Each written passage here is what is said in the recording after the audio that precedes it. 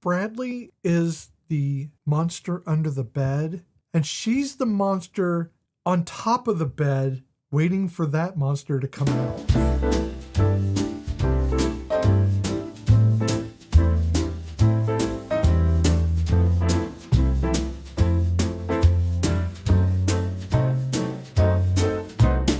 Welcome, all you castaways and cast-offs. It's time for another episode of Cozy Quilt Cinema. I'm Michelle. And I'm Beth, currently sidelined in a dead-end role, but plotting my comeback from a very comfortable island. Every week, Michelle and I curl up on the couch, we watch a movie, and then we carry it into the studio and unravel it like Elle Woods presenting her bend and snap. Woohoo. It's not a critical review, though we probably will be critical. Are we about to root for the villain? Is survival horror actually our love language? We have so many questions. Wrap yourself in Mama's double wedding ring quilt. Climb into the blanket fort and let's watch a movie that's new to both of us. I'll have what she's having. I want a hot dog really bad. I wish I could do Jennifer Coolidge. I swear.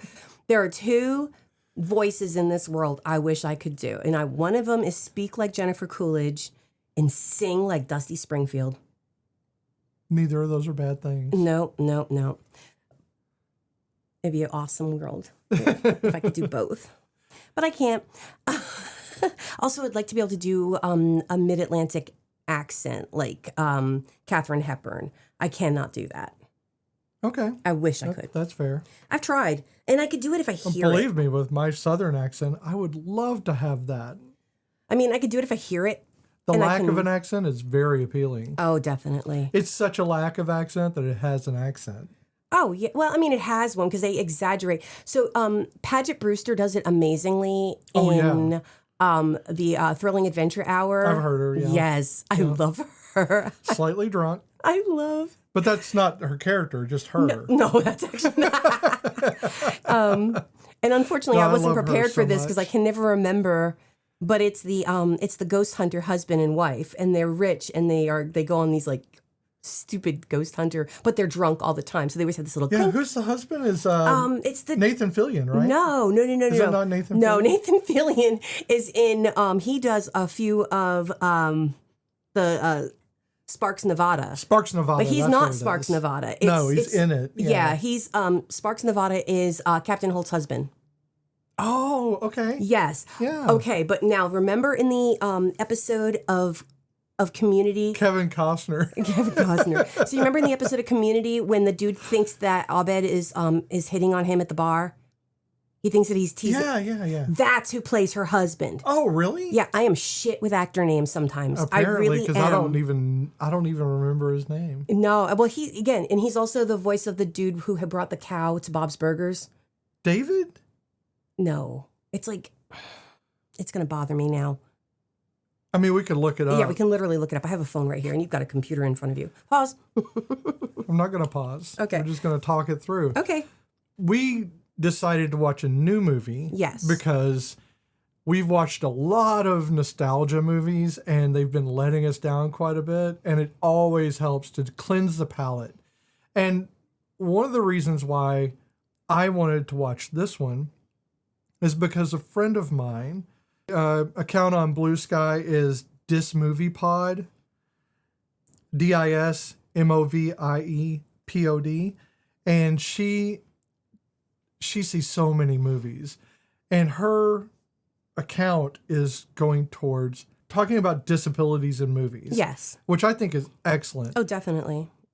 And she really focuses on a lot of that, but she does focus on a lot of other things, and she has been to the Cannes Festival, stuff like that. So she's like really into this, and she watches movies constantly. I think we see a lot of movies. No, she sees a lot of movies, and she is such a good person. I really love her, and I will be putting her links and contact info onto the show notes so that everybody can see who it is that suggested Send Help. Okay. And please go check her out. It will be in the show notes, and you can click on it, and it'll take you right there. Okay. Well, I found out that it was Paul F. Tompkins, who was Frank Doyle Paget Brewster's husband in Thrilling Adventure Hour. And Sir not appearing in this film. And Captain Holt's husband is Mark Evan Jackson. Kevin Costner. James Urbaniak is in that too. Man, there were so many people in Thrilling Adventure Hour. If anyone out there wants to if you just like to listen to funny ass stories, go back. They're all online. And there are so many episodes and there's so many different like serials in it. I wasn't a fan of every one of them. But there were so many really good ones. Sparks Nevada is one. And I can't remember the one that Frank and Sadie Doyle are in, but it's funny as hell. And there are so many cameos of different actors. I mean, even Misha does an episode. Yeah, not a sponsor, by the way. Not a sponsor, just a passionate love of the Thrilling Adventure Hour. And honestly, I'm sad that you it's like gone. a scripted podcast. I do. I mean, honestly, I started with, I blame Welcome to Night Vale. That's what got me into that one. And then, now it's Old Gods of Appalachia. So, and I kind of got you a little bit into that one because you were willing to go with me. I appreciate the Southern preacher aspect of it because I grew up. The narrator, Steve Shah. Oh my God, no, I'm blanking. Guys. That's okay. We had a very physical day today. and sometimes physical days make my brain go. So yeah, no, we went to a show. Yes, we did, and it was pretty good. It was fun, and I enjoyed it. I got to see Cecil from Night Vale. Yeah, and that was like the best part too. I mean, I was excited anyway. I had no idea Cecil was. Look, I love a good show, so I'm always happy to attend a show. And the dude who plays the theme for the show, he did some of his original pieces. Yeah, and we were like, damn, he's so much better in live, honestly. Well, I think sometimes you just have to see some of these shows live, and it pulls you into the scripted comedy later. And it was an old theater. Yeah, and it is like a Southern Gothic type of a horror, but it's the Appalachian Southern Gothic, and it's again Old Gods. I love you, and I'm sorry, again, I can't remember your name. Not a sponsor. No. But I would love to be a part of it. And if they asked me to do a part, I would do it in a minute. So what are we doing? We are doing Send Help 2026. So let me tell you the summary. Regina George, after the bus accident, it kind of messed with her brain. And she went into, not finance, but she went into business. And Stiles Stilinski from Teen Wolf, something happened after Lydia became a banshee, and I think he lost his mind and became a douche. And now he's the owner of this business. Well, he's the CEO of this business. And him and his frat boys decide that they're going to be, the dicks of the party. And they just, the CEO, well, the father of Stiles, which, I mean, in Teen Wolf, he was a good guy. But in real life, he was a dick to his son. And he said that he was going to let Regina George be the vice president. And Stiles said, no, my buddy is going to be the vice president. Okay, let me stop you right there. So that is not at all what Send Help is. You are using your own headcanon, and that is not cool. But it is Regina George, and it is Stiles Stilinski. It is not. These are just the actors playing a different role. I think you've gotten into a parasocial relationship with this movie. And you really should not. Oh, no. So let me tell you what the actual summary is. 2 colleagues board a flight to Bangkok. Only 2 of them survived the crash. One of them has watched every season of Survivor. The other one cannot spell help correctly on a beach. This is going to go exactly how you think and nothing like you think. No, nothing. And that is the most basic summary I can give you without spoiling everything for you. So, yeah. This movie is not what you expect at all. Nope. And some of what you expect. Oh, I mean, yeah. But I didn't want to know anything about this movie when I was looking up my notes. And when you first mentioned it, you were like, you told me enough about it to make me interested. I only told you what I was told. Oh, yeah. No. And it was perfect. Which is almost nothing at all. But it was good because when I was doing my notes, I did know people were like leaving comments about the movie. They were like, this is great, but it's disturbing. It's unappreciated, underappreciated film, but definitely some disturbing imagery and blah, blah, blah. And I agree. That's true. They were right. So this movie, it was directed by one of my favorite directors / whatever you want to call him, because I think he writes too, Sam Raimi. Yeah, not one of my favorites. He's not? He's just not. No, and I'll tell you why, and I'm going to get to it. Okay. But he did Evil Dead, 1981, which was good. Was good. Also bad. Well, horrible. It was terrible, but somehow wonderful at the same time. How is that possible? Because it's a Raimi film. Yes. Drag Me to Hell, 2009.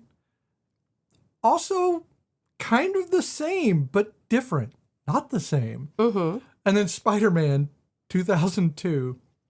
Telling you. I wrote Spooderman. Spider-Man, Raimi Spider-Man is why he kind of falls off for me. Okay. I'm not a fan of the Raimi Spider-Man.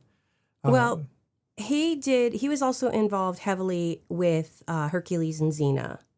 Okay. And that's part of where like I didn't even realize he was involved with Evil Dead, because it was like I had seen Evil Dead, never really put 2 and 2 together, but I knew him from that first, from Xena and Hercules. It's probably because Bruce Campbell was so big that he kept pushing people off to the side.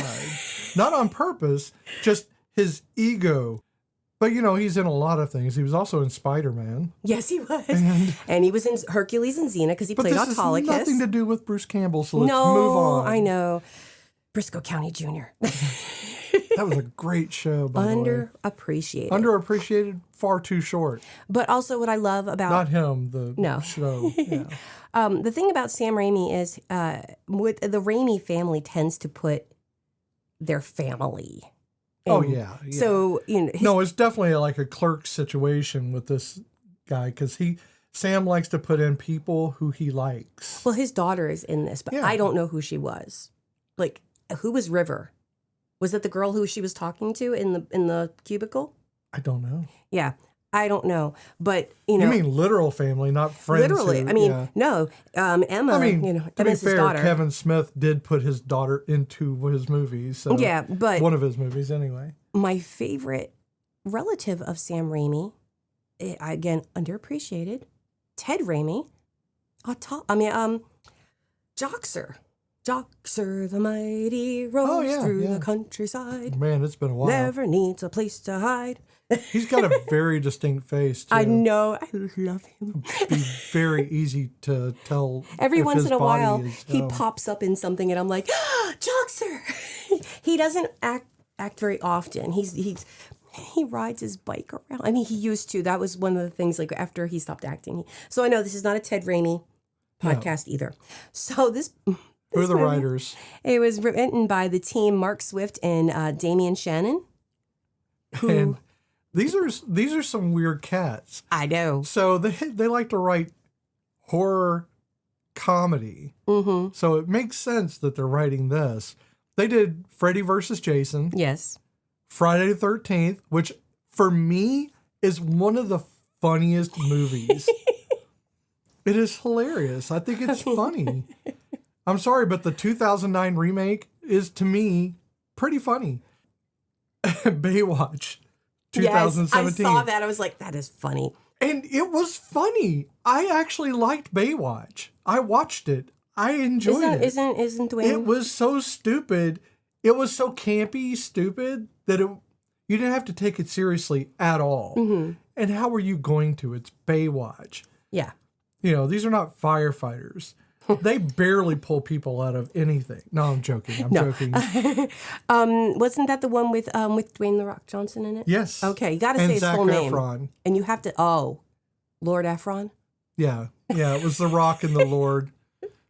You have to see a Harry Potter musical. Yeah. To understand the not Headmaster Efron. That's what it was. But that's what I liked about Baywatch, though. It's very self-aware of its comedy. It didn't make any bones about it. Even the fire that was funny. So when they did Freddy vs. Jason, they did that with Wes Craven. So that's kind of, a little bit weird in that sense. But yeah, these guys. We're very excited about the people that weren't actually in the film. I know.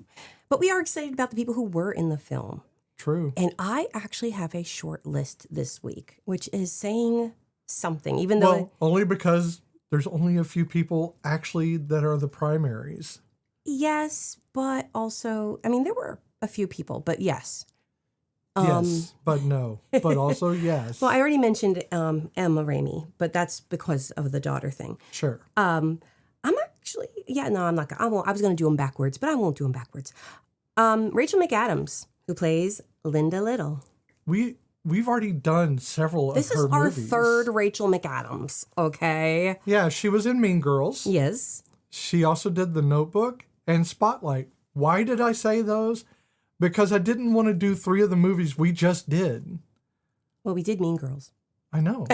So I put one, and I had to do the other 2. I'm like, I don't want to just keep saying Rachel McAdams movies that we already did. I know. But she did the 2023 remake of Are You There, God? It's Me, Margaret.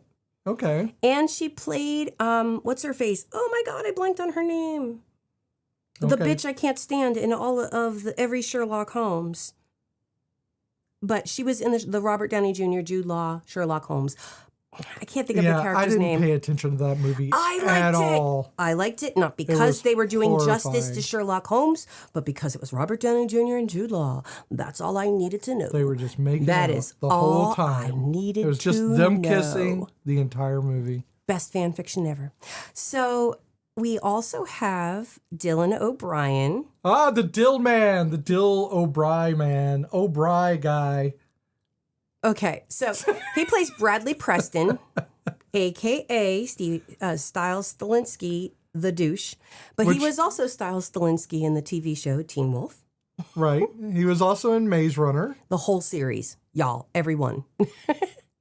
Well, not the Maze Runner. Well, he was in the Maze Runner. He was in every one of the movies. Not the original movie, but he's not been... Not the series, though. No, just the movies. Yeah. And There's no series that I know of. And because Beth says it doesn't count, he was in an episode of New Girl. It doesn't really count. He was an ancillary character. He was a flashback. Those don't count. Yay! It was funny, but it doesn't count. He was so young. He should be used to being trapped in small spaces with a girl on top of him. Oh, well, yeah. Because New Girl, he was trapped in the... Yeah, he was. They were trapped in the window. So, American Assassin is another one he did, just to kind of redeem himself as a CIA operative who's playing very intense, slightly unhinged. Mm-hmm. Yeah. And to our listener who was probably going to yell at me for my inability to pronounce, I love you. I did tell her. I love you, and I appreciate it. Adele Ishmael, who plays Zuri, she's beautiful. I mean, her skin is so perfect. I can't even. But she was in the Australian version of Ghosts. Now, there's a British version, which is the original. I don't know which one came first, the Australian or the American, but the American version is pretty funny, even though it's not as funny as the British one, because that shit is funny. And she was in, I think, year 1. I didn't write that down, but I think I saw her in year 1, but I wrote down La Brea. I have nothing for her. This was her feature film debut, and I did not look at the things that she did as other productions. Okay. And only because he's in Brooklyn Nine-Nine, I added Dennis Haysbert, who played... Haysbert. Yeah. I can't say his name, apparently. Haysbert, who played Franklin and also God in Lucifer. And he was in The Dark Tower. Yeah, he also did several other things. 24, that series. Far From Heaven, and Major League, 1989. A great movie. Also, this is Allstate. It's true. And, yeah, the Brooklyn Nine-Nine, you can't get past that. That's just all I think now is like... Do you think I worked with Jake Peralta all these years and not know the funky cold Medina? God bless that man. That's a good one. Yep. So, do you have Xavier Samuel? I do not. Okay. I told you I stopped at that point. Xavier was in the Twilight Saga, Eclipse. Who did he play? Riley Beers. Okay, is so a newborn vampire wrangler I don't know that. who one. deserved better from Stephanie Meyer, apparently. A Few Best Men, which is an Australian wedding comedy, and Adore, which is a mature Australian drama. Who did he play in this? In this? Yeah, was he Donovan? Oh, I have no idea. It's just supporting cast. Oh, okay. So he's in one of those. Look for the sparkly vampire. You'll find him. Okay. No. I just meant like in I Look for the sparkly vampire in this movie. Oh, in this you'll movie. find him. Oh, okay. I just wasn't sure if he was the dude who got hung by his neck. I can tell you, out the plane. if it's not the two primaries, everyone else doesn't count. So she had to beat me because I gave a spoiler. This is not a 1981 production. And I'm so used to us having movies that are so old that spoilers don't matter. I know, because in Say Anything, they do literally say anything.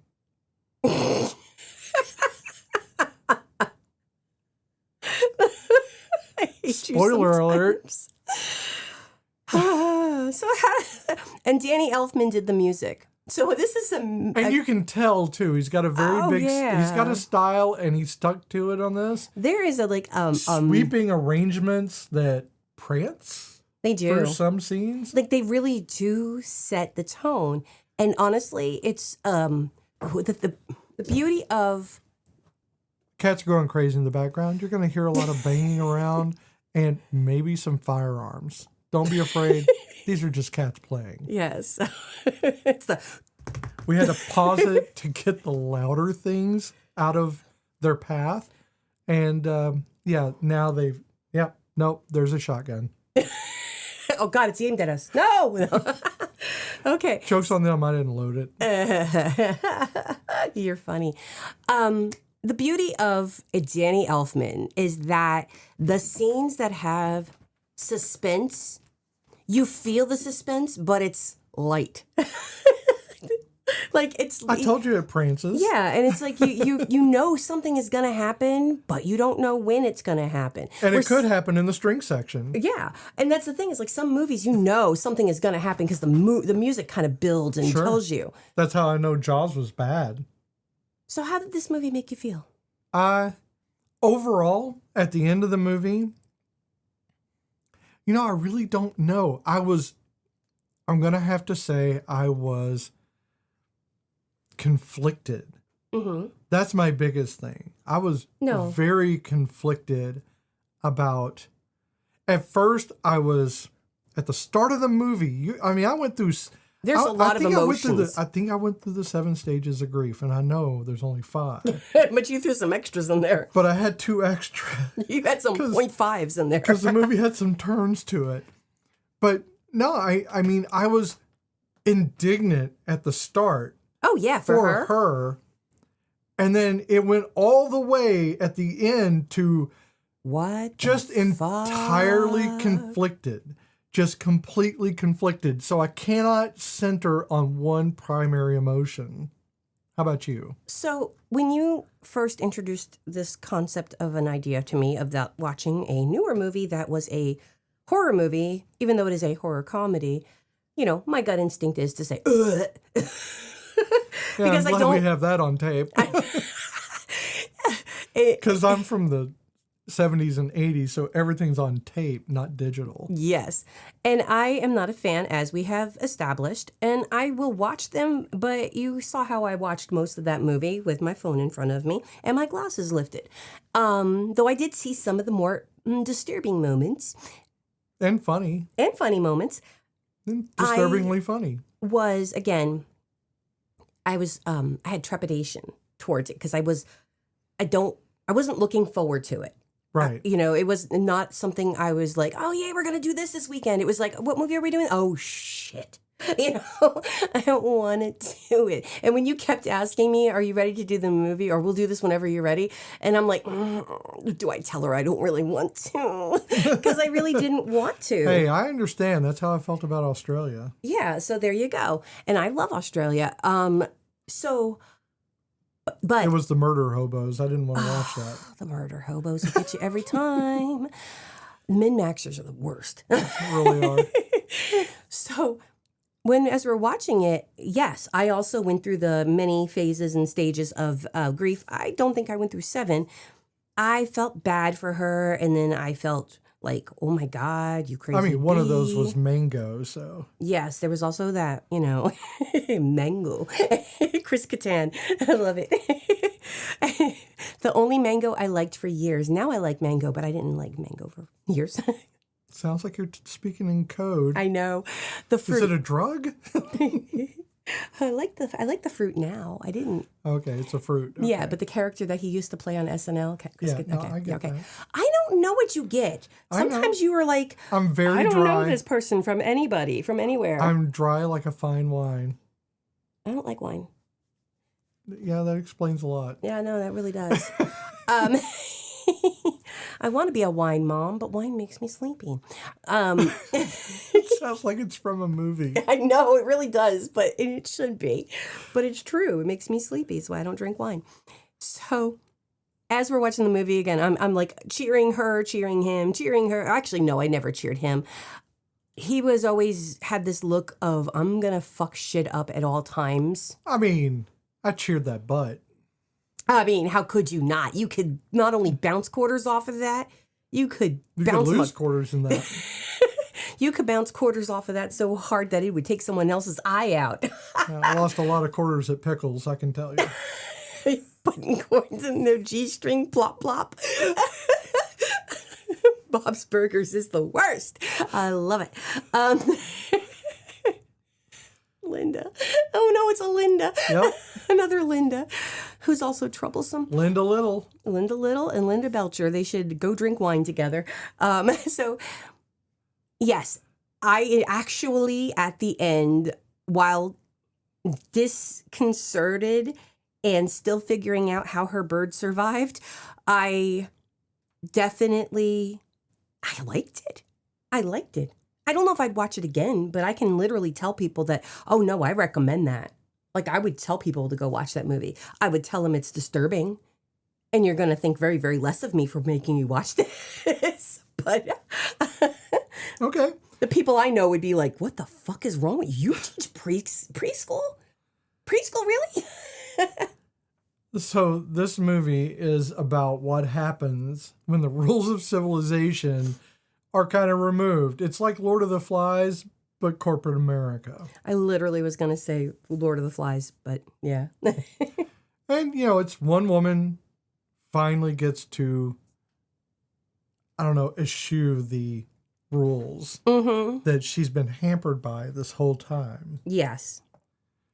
And that's why at first it's very easy to cheer for her. Mm-hmm. Even though Linda Little, she's strategy. She does strategy. I believe so. Yeah. Planning. No, planning. You do planning. I do planning. She does strategy. I guess it's the same thing. Because every time he says Linda from accounting, and then she's like, I think she says strategy. Now I'm really confused of what she does. But so anyway, yeah, she is strategically minded. Now, to me, she's a hyperfixator. Yes. So she's one of those people that'll hyperfixate on, like, the show Survivor, on the giant mound of books that are all about surviving and adventuring, and because she's hyper focused on getting onto Survivor. Mm-hmm. Though she hasn't made it her personality. No, because in The Office she's very much kind of me. She's meek to a certain degree. I'm not really. No, she's not meek. She is herself. I didn't say meek. I said me. I realized that, but I said meek. But then I'm like, because at first she comes off like, almost like, it's almost, Donovan is the dude from Office Spaces. Right. So, he's just a douche. And when he first approaches her and she's just like, oh yeah, no, I have this and da-da-da-da. And then he just kind of sweeps it from under her. That's my initial feeling for that is meek. Oh, because she doesn't stand up to him. But she does show her claws a bit when she goes and when she finds out she's not going to be VP and she goes after Bradley. Well, she's kind of meek to him because he's the one that's supposedly pushing this thing for her. Mm-hmm. So she's just trying. It's that thing of, as if you're a woman in corporate America, you have to deal with a whole lot of bullshit that no guy would have to deal with. Mm-hmm. And so you have to laugh at their jokes. You have to listen to what they're saying. And you have to pretend they know more than you do when they don't know a damn thing about their own job. Exactly. And you've been doing it the whole time. You're going to work 70 times harder than they are. And that's what she's doing. She is busting her ass to get where she is. The only person who saw her was Bradley's dad, and he died.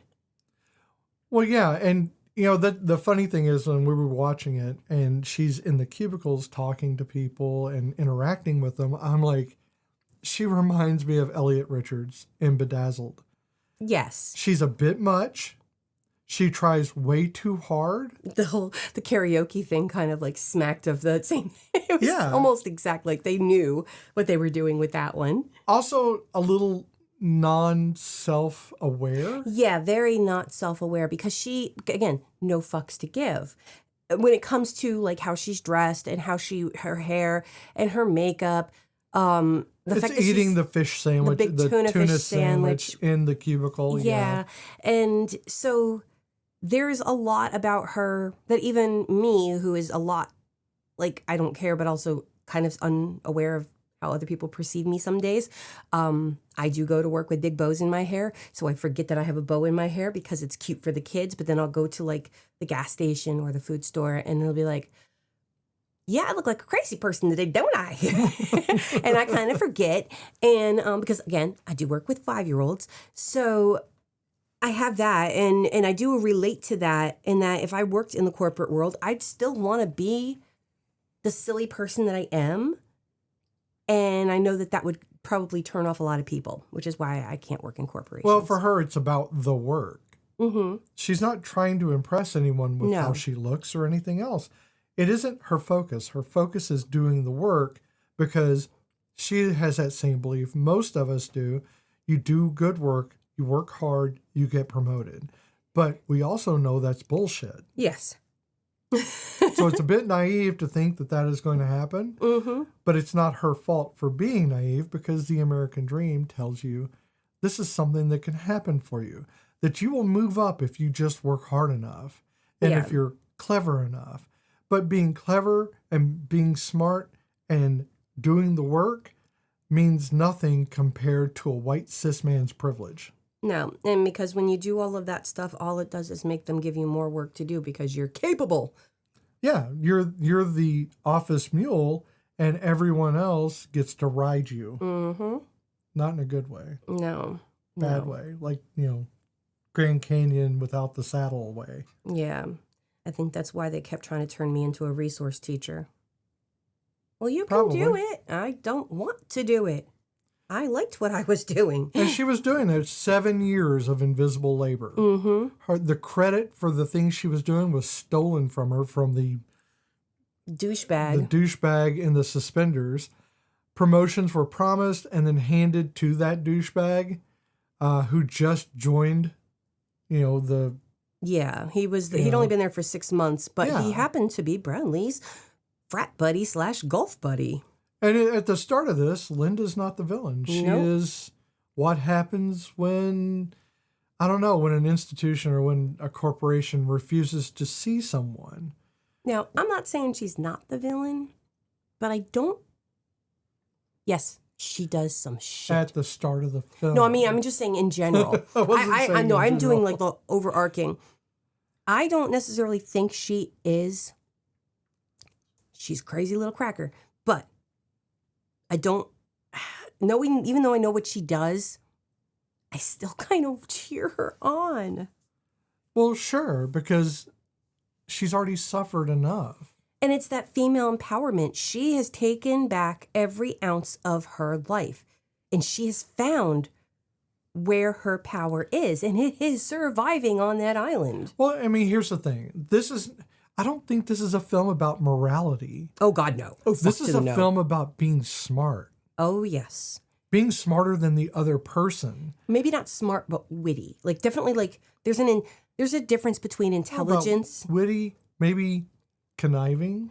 Well, I mean, there's a difference between intelligence, because we know that by the intelligence quotient, your quotient, your IQ means very little in the real world.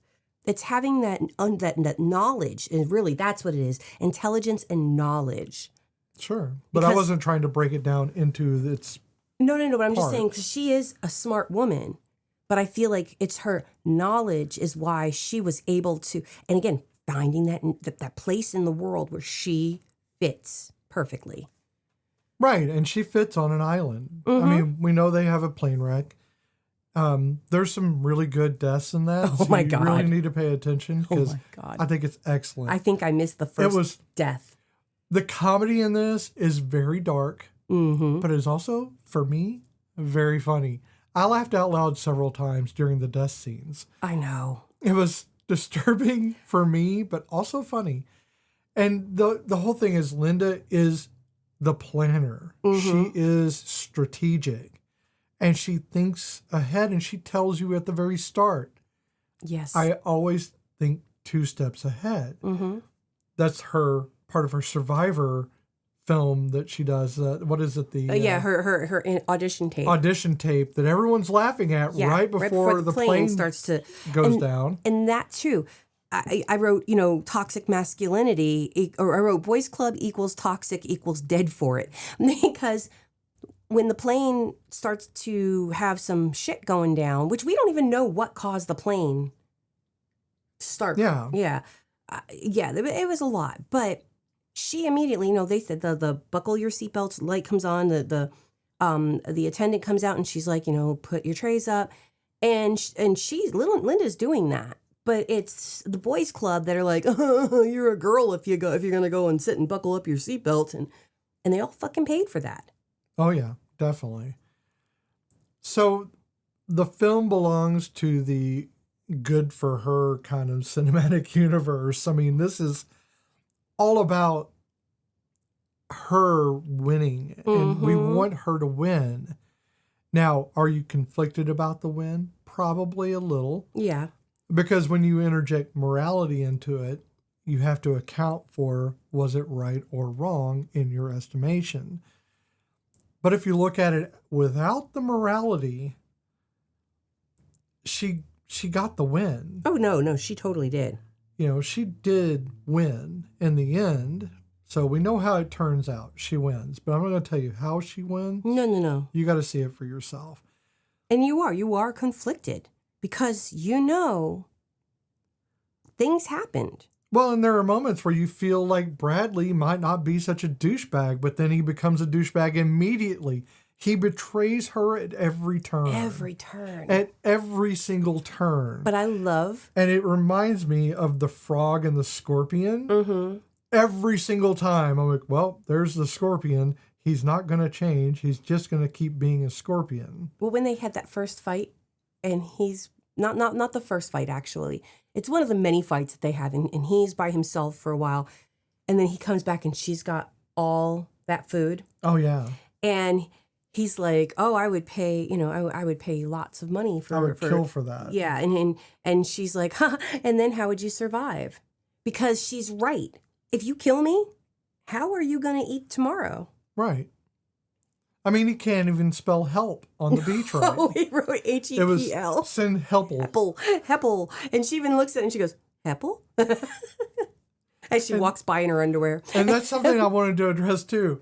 So when we start out, she's mousy. She's unkept for the most part. She's clearly doesn't give a fuck about how she looks because for her, it's about the work, doing the work.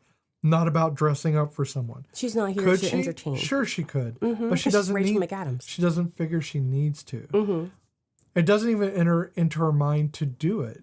Why does she care? She does the work. The work should be all that matters, but it's not what matters. Not to them. No.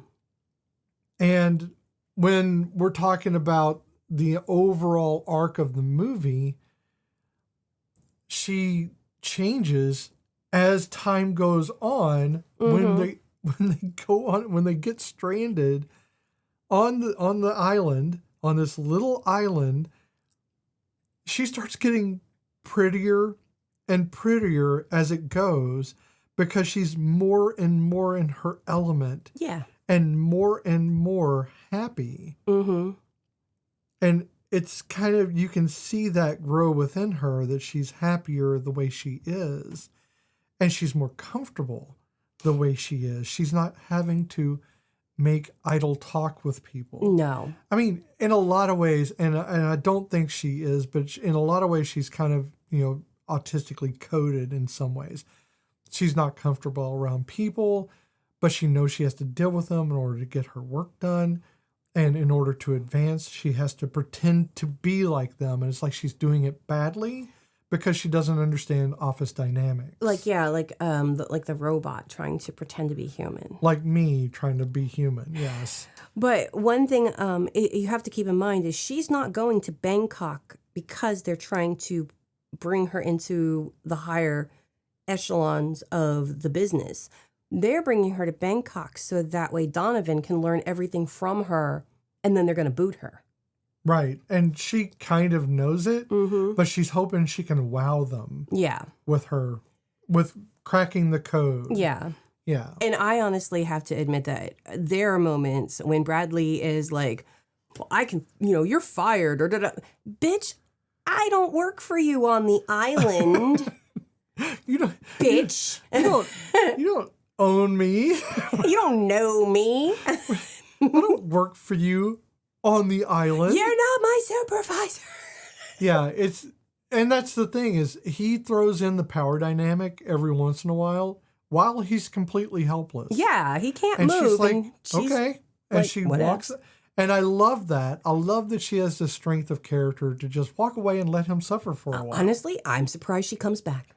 I am too, because I'd have left his ass. She doesn't need to. And later we find out why she doesn't need to for the most part. That's the truth. She is capable. She is extremely capable. And she is thriving in an environment that he obviously is not going to thrive in. He almost dies. His privilege almost gets him killed. Yep. Because he believes he can survive without her and doesn't think any of it through. And when she walks away, he's starving. He has no water. He has after the winds blow it away, he has no real cover from the sun. Yeah. And his leg is hurt, so he can't even get up to move. No. There's some great moments. He tries to put one over on her later on.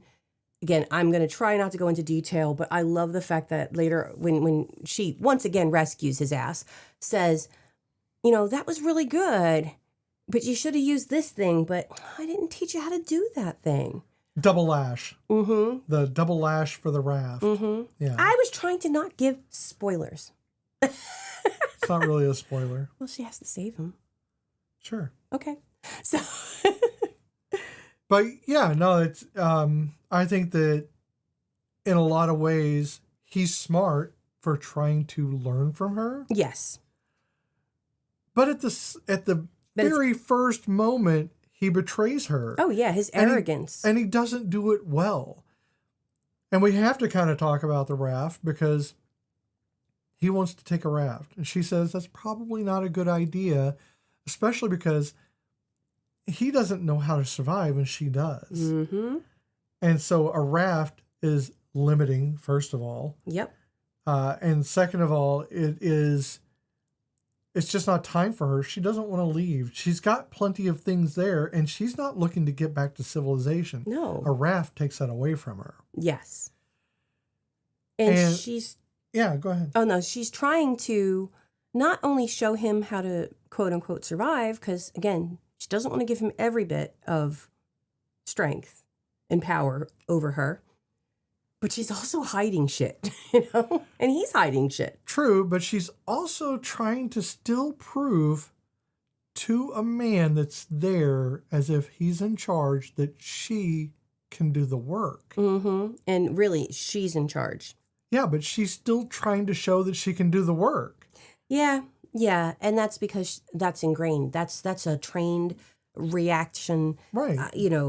So even if you take her out of civilization, even if you remove them entirely from corporate life and everything else.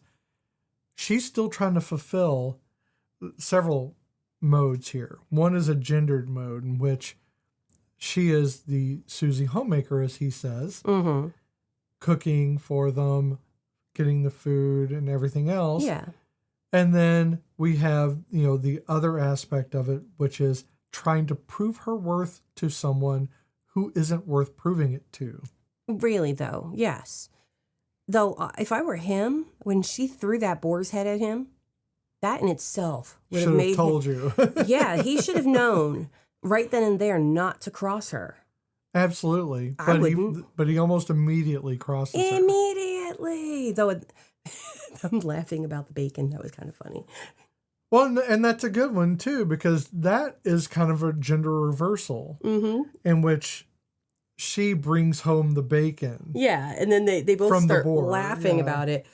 That it wasn't that funny, but they were losing it. They were protein loony. They were. They got protein happy. They did. Bunch of wackadoos. But yeah, Linda is us. Linda's everyone who has done the work and watched people coast past them, as you're the one that's fully committed, as you're the one that's doing all the things, and everybody else gets to just coast on whatever it is they're not, like their position or their privilege or the fact that they're in the same fraternity. Or pretty. Or put together, or dressed Right. a certain way. I mean, I don't know about that one. I'm already pretty, so I really can't. I mean, I never thought I was ever an ugly person, and yet because I didn't. And once again, a sad story by Michelle.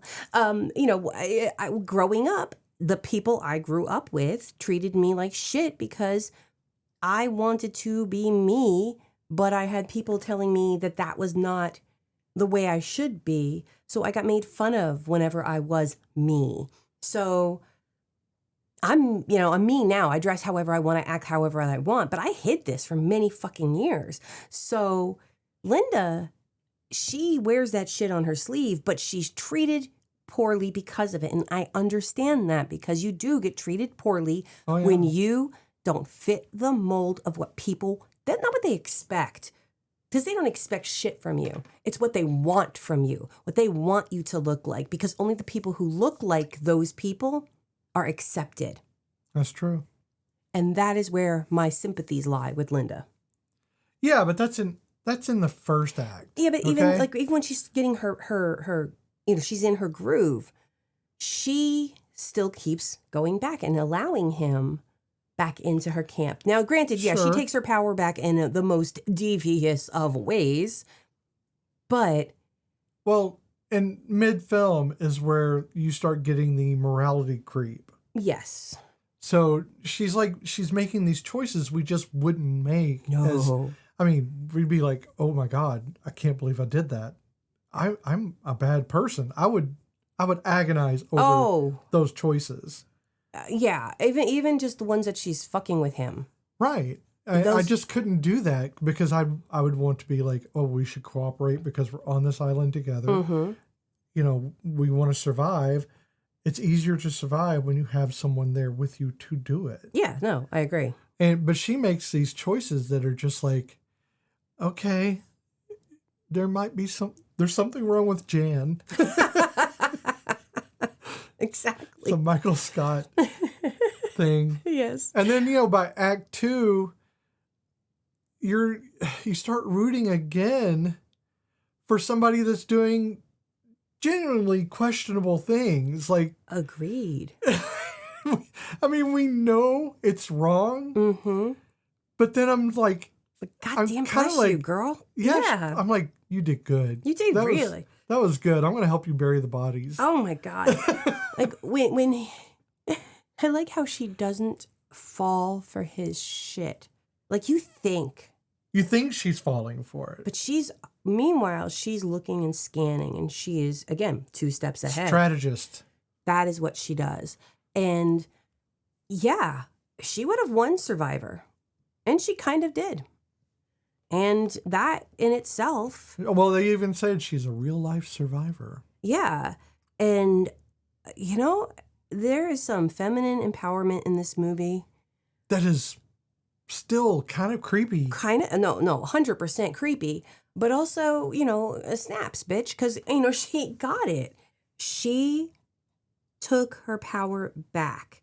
Oh, yeah. I mean, her catering to him to keep him alive or to have the company, that I can understand is just ingrained from a very, very young age in a lot of girls' heads if they're raised by, people who are of a certain mind frame, because I'd like to believe I didn't raise my child to be that way or my children to be that way. But sometimes I look at my youngest and I'm like, oh my God. I love her, but she's got to grow some, but that's the emotional maturity, I love her. And she doesn't listen, so I'm not worried about her hearing this. That's true. One day, though. And yeah, well, be like, I'll be dead by then. And I'll be dead by then, so it won't matter. She'll be in her 70s listening to it. Yeah, because she'll be like, I miss my mom's voice. On her combination skateboard phone. Had to beep you. I don't mean to. I tend to say my children's names, and we don't want to do that. I love you all. So yeah, there is an ingrained lesson. It's almost, I hate to compare it to Uncanny Valley, but it kind of is. There's something in our hive mind or whatever it is, lizard brain, whatever you want to call it, that has us catering to what we perceive as power. Women, unfortunately, have this. And every time she kept letting him back in and show him, look I'm better than you. She didn't have to, but we tend to do this. And it's not just to men, it's to anybody who we want approval from. Oh, yeah, it's always the worst scenario for you, too. And it may not even just be, and I'm not saying it's all women, because I know it's not, because I know many women who would never in a million years try to get approval from anybody because there are those bitches, and bless them, because I wish I could be that bitch. My mom. Yo, your mom. Oh my God, your mom was unapologetically fuck you. And oh, I love that woman. We were at their house for a barbecue one time, and it was like, I think my first time meeting your mom. Yeah. And I was sitting at a picnic table and I'm crocheting, and there's so many people around me who I've never met in my life. And your mom was cooking something, and she comes outside and she comes in, she sits down, she's saying hi to people and hugging on them. And then she comes and sits down next to me. She goes, I don't like half of these motherfuckers. And I went, oh my God. My mom she was the kindest person who would absolutely break a bottle on a bar and stab you to death. But I miss her so much. She and I've told this, it's an anecdote I've told several times. My mother, when I was home on leave, I got a call from a bar. I didn't even know who it was. It was a bar calling me. It was a biker bar, telling me to come and pick my mother up because of her foul language. She was a goddess. And I was like, she was my role model. Like, are you shitting me again? I have a mouth of a truck driver. And it still wouldn't compare. That tutors sailors on the weekend. And I stole that one from Paget Brewster's Sadie Doyle. And yet, yes, how bad is your mouth that you got kicked out of a bar? A biker bar. A biker bar. Not just a bar, but a biker bar. A legit Southern biker bar. In which they had motorcycles with no names on them because they were not production anything. Oh, no. Yeah, they were. Yeah. Oh. They were choppers and shit. Literal. She was a masterpiece and did not fucking care. Nope. And so, yes, not every woman. And I believe there are many men out there who also have that ingrained to look for those accolades where they don't need to be looking. And I am myself extremely guilty of that.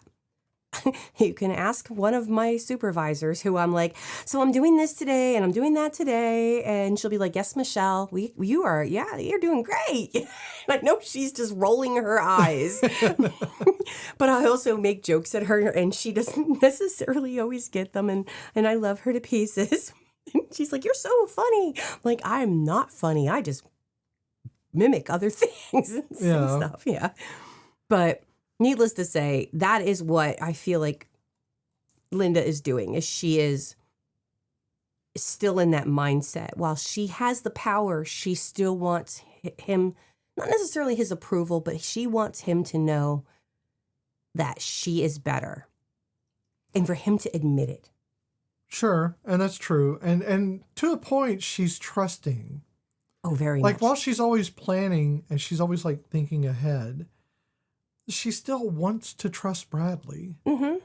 And he does get a couple over on her because she is so trusting, and he is, and they say this during the film, he was talking about his parents and how they were not good people to him. Yeah. And that, you know, he never saw his father, who she adored, and who was going to make her VP. And his mother was abusive mentally and physically, that kind of thing. And she tells him, well, you know, they say that monsters are grown, not made. They're made, not born. Not born. They're, yeah. And so I messed that one up. But, it's okay. But Bradley is kind of the epitome of the monster who has been grown. But also she is. Oh, no, she's a monster too, but yeah. Yeah, so here's the way I liken it. Bradley is the monster under the bed, and she's the monster on top of the bed waiting for that monster to come out.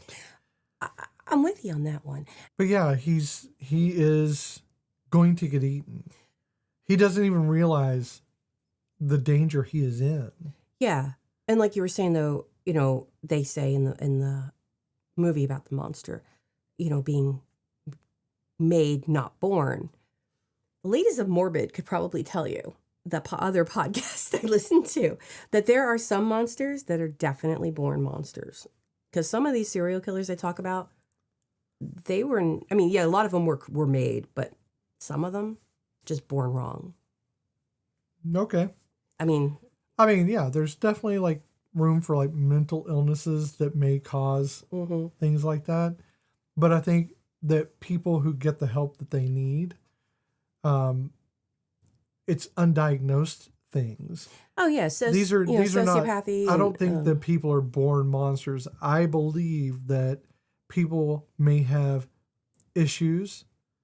They may have mental illnesses, or they may have, you know, genetic issues that, if unattended, can expand into things that will make them monsters in our society. Yes. But these are very few and far between. Oh yeah, no, I was just, because it just made me think of it because of one of the cases that I was listening to them do, and that person was definitely a monster. Because when there's nothing behind the eyes, it's like, whoa. Well, a lot of times those are made monsters because of their parents, the abuse that they suffer, things like that. Yeah, not in this case, but no, in a lot of them, though, I'm not, like I was saying, though, not every one of the serial killers or true crime cases that they go over on Morbid usually it does have some type of childhood trauma that causes them to become the people that they are. Right. But there are some unattended stuff. Yeah, but there are some cases where it's just like, nope, that person is broken. True. Because it does happen, you know. So there are things we can't talk about the film. I know, which is why we keep going off into other. I know, and there's things I wrote down that I don't want to say. I know, and I don't want to say it either. I think you can mention that, but let's not go into the reasons, the things that hit after that. Yeah, no, so there are a lot of really, like... We talked about the raft, so I think we can talk about that. Yeah, so there's some disgusting moments in this movie. I mean, like, it is a horror movie. But, you know, some horror movies are not gross. Gross funny, really. It is gross funny. All of them really were gross funny. I hate to keep making that vomit noise, and I'm sorry if that's a trigger for some people, but it really is. It's all I can think about. Because you learned it from our child. I did learn it from our child because, again, I love her, but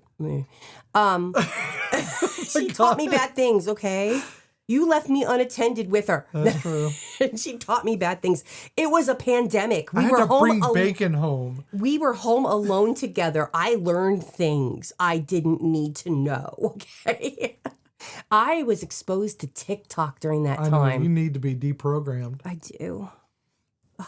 And then I worked with teenagers after So that. talk about that. Okay, I will. I'm sorry. I had to get my head back into it. So a lot of stuff happens, and yes, he made a raft, and it failed because rafts against breakers, because he didn't see the breakers. He just saw the little lagoon they were in, that little cove.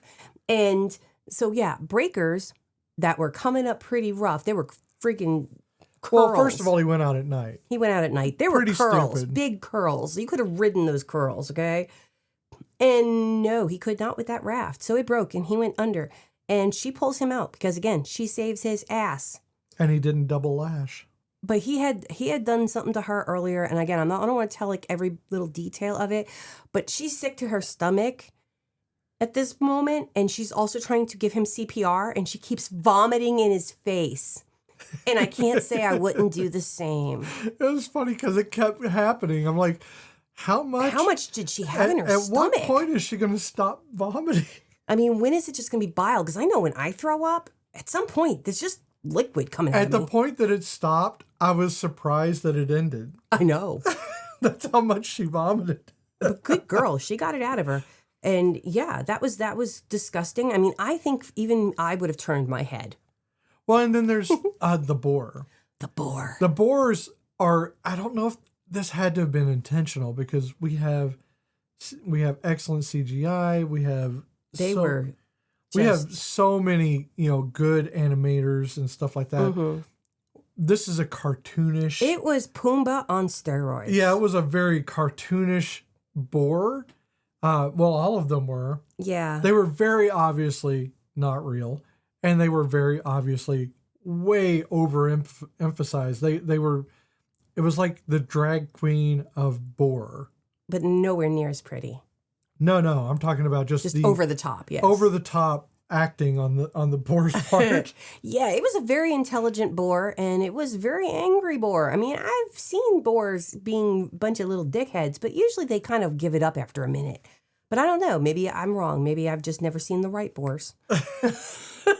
I mean, these were the snot and the blood. That's what got me. I can handle the blood. The blood didn't bother me. It was the snot. Okay.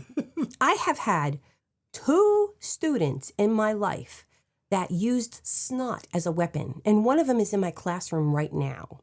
Okay. And it is very disturbing. Now, and both of them were children with intellectual disabilities, and they are still with us. They use the ammo they have. One of them had Down syndrome, and when he didn't want to do something, he would blow snot rockets at you any time of the year. Didn't matter. And he would just, like, dude, really? Come on, man. All I wanted you to do was put the block in the box. It's all I wanted you to do. And now I have one who I've only had for a very short period of time, because why not start preschool at the end of the school year? And he does not like the rules and the transitions in the class. And when he doesn't like something, he immediately has a scream cry and then blows snot. And we're like, dude, you've been here for about a month now, and it's not new. We do the same thing every day. Everybody else is doing it fine. So yes, I have an issue with snot. So when that boar started blowing snot, I was just like, And yes, I will abstain from vomit noise this time, but that's what I wanted to do. Yeah, there was a lot of blood, a lot of snot, and it was just the overacting of the boar itself. At some point, I was like, I got to look this boar up and see who's the actor. Because they're really just hamming it up. Who is the manager of this actor? Because I think they need to actually bring him to some Turns out lessons. It was Nathan Fillion. No, I'm joking. Nathan was going to get involved somehow. He's involved in everything. He can be an overactor, but that's his act. That is his act. His act is being an overactor. In some cases, yes. My first time I ever saw Nathan Fillion, One Life to Live, he was a Buchanan. Oh, yeah. He was a Buchanan. Back in the day. And then he was on, what was it, Two Guys, a Girl, and a Pizza Place? Hell yeah. He was the boyfriend. Yeah, he had great butt then too. Yep, he did. He still has great butt. I know. I'm saying he had a great butt then too. Yeah, I'm just saying it never as left. well. When I saw him on Buffy, I was like, "Oh my god!" And it's then a you saw, Buchanan. and then the preacher. Oh yeah, it was actually, the preacher. And then you're like, "Whoa, that's dark." That's not what I thought he was gonna do. Yeah, It was a startling change from Mal to the preacher, because remember Mal, they were doing Firefly. Right before I didn't that. see Firefly until many, many years later, so I didn't know that. So it was right before that. Then when it got canceled, he went on Buffy because same production and stuff. But see, I thought that was before Firefly because he was a baby in that. No, it was just right after. Okay. And it was like, oh my God, this is like such a departure. You're expecting him to maybe be not. Oh no, he plays a really good bad guy. A really good bad guy. He really does, though. Scary as hell. Mm-hmm. Still great butt. It's the butt. That butt be banging. Okay. Another one you can bounce quarters off. He was not the boar. No, he was not the boar. So how do you feel about this movie now? How do I feel about it now? Honestly, I mean, I did kind of say that. Way. Yeah, I mean, I right now, I still feel the same way about it. I would still tell people. I didn't change your mind? Nope. I would still tell people to go and see it, and I would probably get side-eyed glances, especially from the people that I work with who do not necessarily like horror stories. And they would watch it and they'd go, "Michelle, what did you make me watch?" So and I'm going to go, "Mwah." I'm going to say this movie it is. I kind of felt a little ill the whole time. Oh, no, definitely. Hence, vomit noises. It was from the anxiety because I felt anxiety the whole time. Yeah. Because you don't know what's going to happen. You really don't know. Right. And I just kept thinking of the worst case scenarios, which is my thing. Mm-hmm. And so horror, when it's played out for the long game, is always really bad for me. Like if it's a fast acting horror, like if it's just constant slashing, I can get into that because I'm not anticipating. He's following everybody very slowly and he's going to hack them up. Yeah. Or, Johnny Depp is going to get pulled into the bed. Also another great Nightmare comedy. on Elm Street. Nightmare on Elm Street is Robert one of the is finest comedies around. It was a great comedy, and I don't know why people think it's a horror. It's not. It's a dark comedy. It was. I mean, again, I've never been a scary movie person, so even if it's got the comedy, it would have taken me a lot to see that as a kid. But this movie, I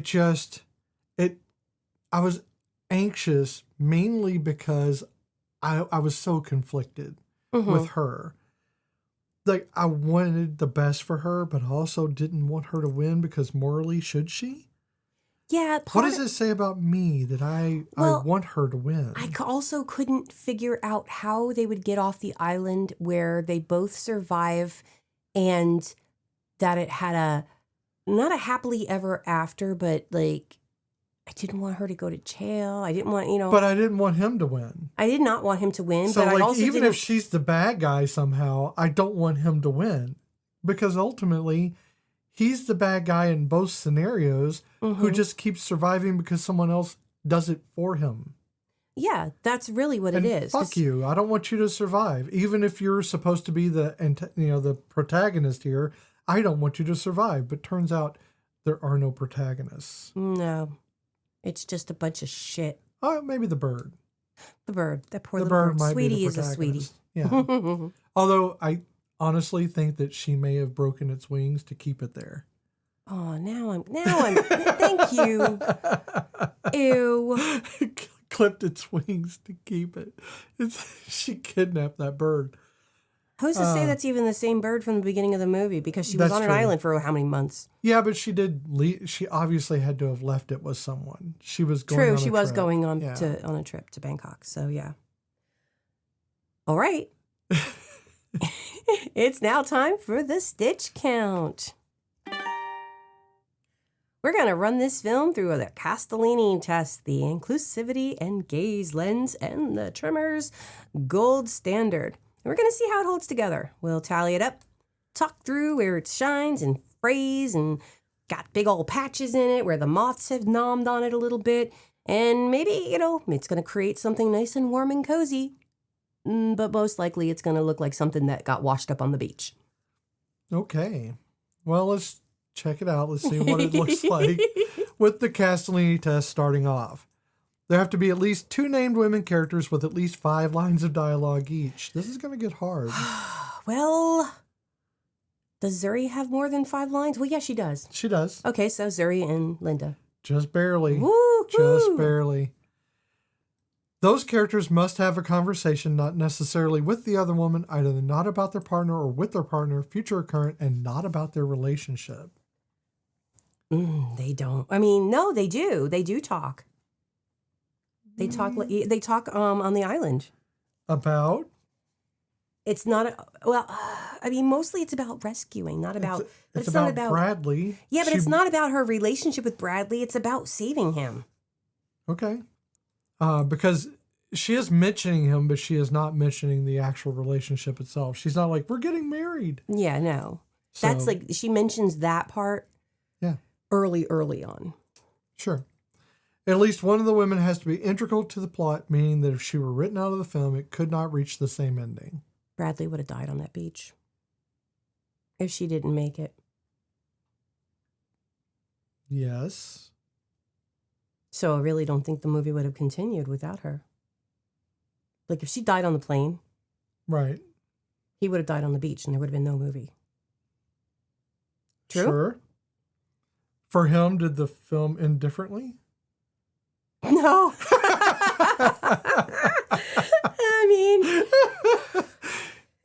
But technically the film would have ended differently. Yes, it technically would have. For him, it wouldn't. No, sepsis would have kicked in much sooner. Yeah. So, it's going to pass the Castellini test. But it's a little wishy-washy, but it is going to pass it. It gets its point for Castellini. Sure. And the inclusivity and gaze. This is a score from 0 to 1 on each one of the 4, so you have a max of 4 points. Mm-hmm. Number 1 is racial diversity with agency, not just background. There is an Asian character, but he dies. And then there is the Zuri is a black woman. And then there is Franklin, this is all state. He again, black man, but really they are just background characters that we never see again. Not background, they speak. They do speak. They do have speaking roles. Not a great amount of racial diversity, but we have to say there is some. There is some. Could be better. That'll get the point. For that one. Begrudgingly. Yes.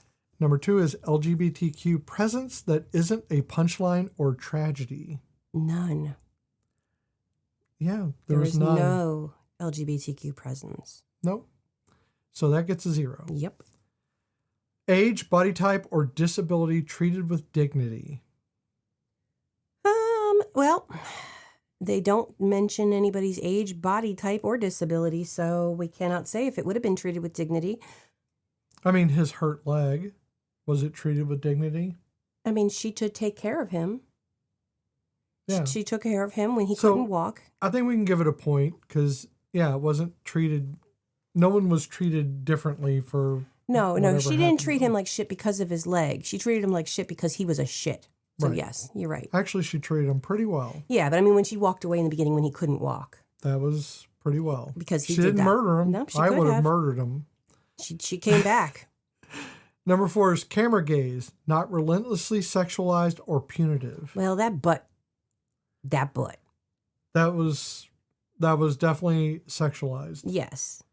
Her walking around in her underwear, no, because no, they did that really well. But I think I'm going to say this, that I think that particular scene in which she notices his butt and everything, there's a longing to be recognized. And I think that was kind of the camera playing her need. I don't think it was sexualized. I literally don't. Yes, he is standing there washing himself in the ocean, which he doesn't know about the spring. But the moment is he's unaware of her at first watching him, and she's just watching him. And again, I don't think it is sexualized. It's not focusing on his butt. It's showing him. Yeah. But for her, this is a mechanism to show her need for companionship. Mm-hmm. I think. I think so. Because even later on, when she throws his words back at him about, well, what will you do for it? And he starts to undo his belt, like, is it, Yeah. And she's like, no. I would never do that. No. And that's the thing is he would. He is literally engaged, and he was literally asking a new hire secretary how far she'd be willing to go for him. Which is why she mentioned Yeah, that's why she was threw that throwing back it at back him. at him. Yeah. Yeah. So yeah, that'll get the point. Okay. So we have 3 points on that? I believe so. Yep. Or no, we have 4 points. No, we didn't. No, we have 3 because it doesn't have any LGBTQ. LGBTQ, yeah. All right, so now the tremors index. It goes from 0, which is below tremors, which means it fails the basics, up to 4, which exceeds tremors, which is rare, powerful, and intentional. Where do you see it and why? Okay, so I wanted to say gold standard, but the survival requires cooperation, not dominance. They cannot cooperate. Right. They do, but they don't, because one of them fucks the other one over every single turn. So because of that, and even like the narrative does not assume equality, it moves on because it does not. Diverse characters are allowed to be good at things. It's not diverse. But if you go by, gender diversity, Let me tell you mine. Okay. I think that it's one that approaches tremors, partial competence, some inclusive instincts but uneven follow-through. Characters show skill, but authority still defaults to the usual suspects, and progress but with friction. And I'll tell you why, because 2 is diverse characters are allowed to be good at things, which is great. Survival and problem solving matter more than ego, which is not true of this film. Not true. And no one is diminished to make someone else look cool is also not true. Yeah, you're right. No, I was trying to go through them really quick, and I usually go start low, but this time I started high. But yeah, no, you're right. I think you're right. It is definitely one. It approaches tremors, the partial competence, because she is very skilled, but it's still, like, again, it's a back and forth. She has the skills, she shows him things, and then all of a sudden he thinks he's the man. Right. So it's important to remember that the stitch count is not a rating for the movie. It is a rating for our opinion of how each of these segments match up, how well the movie does for each one of these segments that are important to us. So feminism, equality, equity, inclusivity, the Tremors Index, which is fun for us just because Tremors is an overall great movie in every aspect that we could find. And does it match up to that, and how does it match up? So what are our points for the stitch count? So this time, Send Help got 5 out of 9, which is not a bad score per se. That's above the mid. Yep. So it's not bad. It is better than the last one, which got 2 out of 9. Right, but that is not an opinion about how good the movie is. It's an opinion of the characters within the movie and the way in which the movie is done. So it's not an actual criticism of the movie's performance. Exactly. Normally at this point, I would tell you where to watch this movie, but we're no longer going to do that. No, I took some advice from a friend, and we're going to stop telling you where to watch the movie, mainly because, first of all, the links always change. You're never going to get updated information. If you're listening to this podcast a year from now, it doesn't make any sense. Yes. It made sense to us at the time. We didn't think anybody outside of the United States was going to listen to us. We didn't think anybody outside this room was going to listen to us. And so we do have listeners from outside of the country, and I do not delve that deeply into my research. And like Beth said, things are going to constantly change. And if you do listen to this a year from now, we love you. and you are in our heart, and we don't know you, but we will buy you cookies. No, don't offer that. We cannot do that. We cannot buy everybody We're cookies. not doing that. Stop But offering. I want to give people cookies. They will like me if I make them cookies. Cannot buy love. That's what they told me. Yeah, they literally tell you. It's in a movie and Right. a song. Patrick Dempsey's in that one. Yeah. Oh, we got to do that movie. On the first one. Mm-hmm. Not the second one. Right. And I'm sorry, I love Patrick Dempsey too much. He is the woo-woo kid. Different movie. So thank you for joining us for Send Help 2026. This has been Cozy Quilt Cinema with Beth and Michelle. We loved having you with us as we share these movies and the feelings they evoke. Movies have the power to pull you out of your problems for a while, sometimes literally stranded on an island with someone you'll never vacation with by choice. The kind of movie that makes you realize survival horror and workplace comedy were always the same genre. You just weren't paying attention. And you find yourself somewhere between horrified and completely understood because maybe you never crash landed on an island, but you absolutely wanted to paralyze your boss and take charge of the situation. And if this one lit something up in you, made you cackle, made you wince, made you text someone immediately, well, that is the whole 9 yards. Keep those feelings going. Follow us on Instagram and Blue Sky at Cozy Quilt Cinema, or send your feedback and personal reflections to cozyquiltcinema@gmail.com. You can always find our episodes wherever you listen to podcasts, just like you're listening to them right now. Please consider subscribing and leave a rating to help with this community grow. And remember, we have a new website. It is cozyquiltcinema.com. Yes, we do. Very easy. It's awesome, guys. It's so exciting. So, now, this has been in the making for a hot minute. A few months back, we got a request from one of our listeners, Nicole, and this is a request for her birthday. I'm not telling you what it is. So here are your clues. The lead in this movie gained 25 pounds and worked at a publishing company under an alias. I guessed it. I'm going to throw this cat at you. It is also the first film franchise trilogy directed exclusively by women and the only rom-com trilogy in the new millennium. That is true. So other than that, I am not telling you nothing. That is also true. But Nicole, I hope you're listening because this one's for your birthday. We'll tell you happy birthday on that one. Oh, yeah. Non-licensed happy birthday, yes. That's true. Do like the it's your birthday, you know. I was going to do the Beatles one. Oh, that's licensed. You can't use Beatles. You'll get sued. That's true. Da-da-da-da-da. No, don't do it. You'll have to sell the cats. Nobody wants this trash cat. Paul McCartney will take them.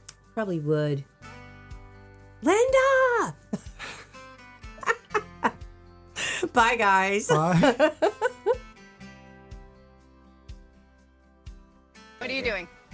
I'm getting out of here. You can't put that kind of weight on that yet. You don't tell me what to do. How about that? You know what? You think you're so smart? Well, guess who you're talking to? CEO of a next-gen 500 company, baby. That's right. A company your father built. God rest his soul. Oh, wow. Oh, wow. You know what? You're so done.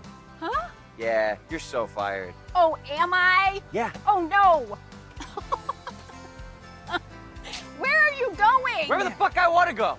Making my own camp. Oh. It's not so hard.